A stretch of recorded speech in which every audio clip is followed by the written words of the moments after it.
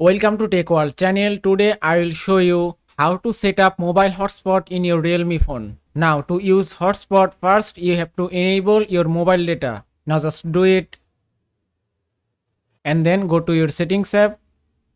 From here go to network and internet. After that go to hotspot and tethering. Then tap on Wi-Fi hotspot. Now just tap here to enable hotspot. And it's done. Now you can see in my phone mobile hotspot is enabled. Now if you enable mobile hotspot in your phone, then your Wi-Fi will be turned off automatically. And you can configure your mobile hotspot easily from here. If you tap here and then type your mobile hotspot name, then tap on OK. Also if you tap on hotspot password, from here you can set your mobile hotspot password and then tap on OK.